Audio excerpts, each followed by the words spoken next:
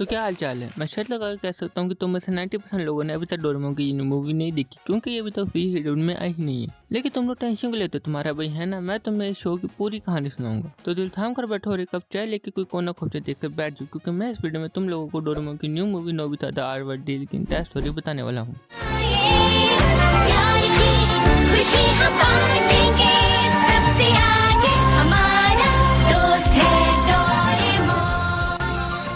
तो कहानी की शुरुआत होती है जहाँ अपना निंदा बिल्ला आइसक्रीम को सत्य नशे कर रहा होता है और अपना फटू नोबिता अपने डैड की पेंटिंग बना रहा होता है, जिसे देखकर उनका एक ही रिएक्शन था,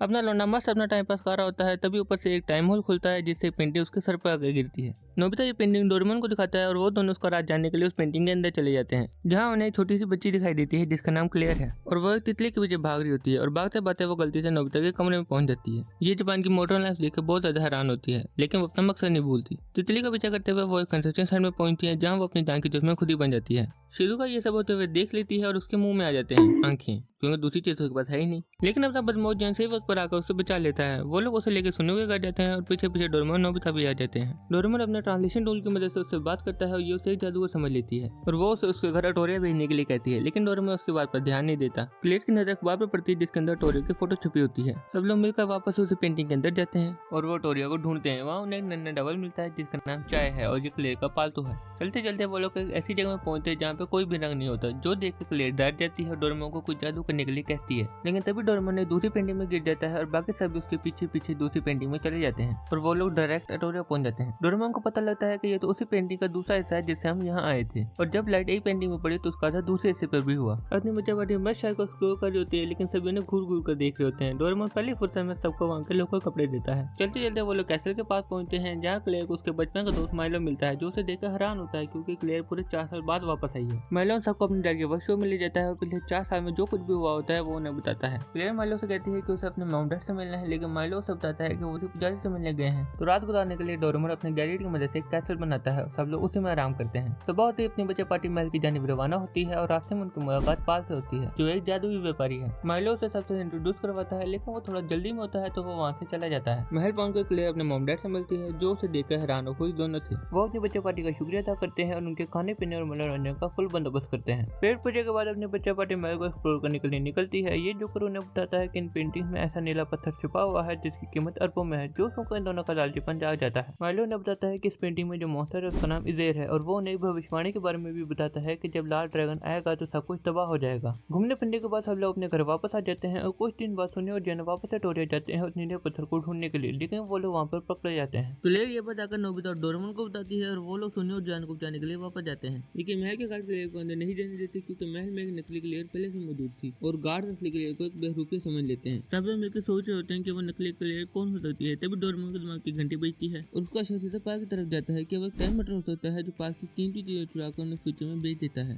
अपनी बुरा बच्चा पार्टी वाले का पीछा करती है और चाय जाकर पता लगाता है कि आखिरकार सुनियो जंग को कहाँ ले जा रहे हैं। वो चाय को बताते हैं कि ये उन्हें एक वोल्केनो में फेंकने वाले हैं। चाय ये बात आकर डोरेमोन को बताता है। डोरेमोन शिजुका और क्लेयर को उन दोनों को बचाने के लिए कहता है। डोरेमोन और नोबिता मिलकर पार्क पर हमला कर देते हैं और वो उसे पकड़ लेते हैं। पाल उन्हें बताता है कि वो एक टाइम पेट्रोलर है और वो यहाँ पर टाइम हंटर को पकड़ने के लिए आया है। दूसरी तरफ शिजुका और क्लेयर आकर सुनियो जंग को बचा लेते हैं और ये दोनों क्लेयर आपस में भिड़ने लगती हैं। शिजुका उन दोनों से एक सवाल पूछती है और तभी उसकी नजर जोकर पर पड़ती है, जो अपनी रिंग में कुछ तो खुसुर पुसुर कर रहा होता है। जियान उसकी रिंग उतारता है और नकली क्लेयर अपनी असल हालत में आ जाती है। तभी उस जोकर की असली शक्ति सामने आ जाती है कि वही टाइम हंटर है। वो क्लेयर और राजा साहब को बंदी बना लेता है और अपनी बच्चा पार्टी को गहरी नींद में सुलाकर वहाँ से फरार हो जाता है। तभी वहाँ पर माइलो आता है, लेकिन वो भी गैजेट की वजह से नींद में चले जाता है। लेकिन इसे शिजुका होश में आ जाती है और वो डोरेमोन को जोकर के असलियत के बारे में बताती है। डोरेमोन और नोबिता पाल के साथ जोकर को पकड़ने के लिए जाते हैं, लेकिन ये उन्हें धमकी देता है कि अगर मुझे कुछ हुआ तो ये दोनों भी नहीं बचेंगे। लेकिन अपना लौंडा उसको इग्नोर करता है और उस पर हमला कर देता है, जैसे क्लेयर और राजा साहब आजाद हो जाते हैं और ये साला इजेर को आजाद करवा देता है। सबसे पहले तो इजेर इसे ही पत्थर का बनाता है, फिर राजा साहब को और फिर पाल को, और जब इन तीनों को पत्थर का बनाने वाला था तभी वहाँ पे शिजुका आकर उन्हें बचा लेती है। इजेर डोरेमोन के इस गैजेट को खा लेता है और अपनी पूरी सेना को आजाद कर देता है, जो पूरे टोरिया को पत्थर का बनाने में लग जाते हैं। इधर अपने बच्चे पार्टी करने पीने का फुल मूड बन जाता है और लड़ते लड़ते इन्हें पता लगता है कि इनकी कमजोरी तो पानी है। अपनी बच्चे पार्टी अपनी 250 ml वाली वाटर पिस्टल लेकर इनकी गुद्दी लाल कर देती है। ये लोग मिलकर इजेर को रोकने के लिए जाते हैं, लेकिन इनके अटैक का इजेर पर कोई असर नहीं होता। उल्टा इजेर लाल ड्रैगन वाली पेंटिंग को ऑब्जॉर्व करके खुद को ड्रैगन में कन्वर्ट कर लेता है। ये सबको पत्थर का बना देता है और सिर्फ नोबिता, डोरेमोन और माइलो ही जिंदा बचते हैं। डोरेमोन अपने गैजेट का इस्तेमाल करके पानी को दो हिस्सों में बांट देता है और ये दोनों उसे उकसाकर यहाँ पर ले आते हैं। और डोरेमोन जैसे इस पानी के रास्ते को बंद करता है तो ज़ेड इसे भी पत्थर का बना देता है। ये देखकर डोरेमोन को गुस्सा आ जाता है और वो डायरेक्ट ज़ेड से भिड़ निकल जाता है, लेकिन वो उसे भी पत्थर बना देता है। नोबिता और माइलो अपनी जान बचाने की कोशिश करते हैं और जब नोबिता उस पर फायरिंग करता है तो उसमें से वो लाइट निकल जाती है। नोबिता देखता है कि ज़ेड माइलो पर हमला करने वाला है और वो उसे बचाने के लिए दौड़ता है, लेकिन वो अपने ही बनाई हुई पेंटिंग में गिर जाता है और ये सब उस लाइट की वजह से। डोरेमोन नोबिता को बैम्बू कॉप्टर देता है और साथ ही स्प्रिंकलर देता है और नोबिता इसे ज़ेड की वजह से कैसल पर इस्तेमाल करता है, जिससे वो वापस से पानी बन जाता है और ज़ेड उस पानी में डूबकर मर जाता है। सब लोग पत्थर से वापस इंसान बन जाते हैं। डोरेमोन अपने गैजेट की मदद से सब कुछ वापस पहले जैसा कर देता है तो सब लोग अपनी जीत पर बहुत ज्यादा खुश होते हैं। और इसी हैप्पी एंडिंग के साथ आज की ये वीडियो खत्म होती है। अगर तुम लोगों को ये वीडियो जेन्युइनली पसंद आई है तो एक लाइक और सब्सक्राइब करना मत भूलना और साथ ही कमेंट में भी ये बताना मत भूलना कि तुम लोगों को ये वीडियो कैसी लगी है। तुम लोगों से जल्दी मुलाकात होती है नेक्स्ट वीडियो में, तब तक के लिए टाटा।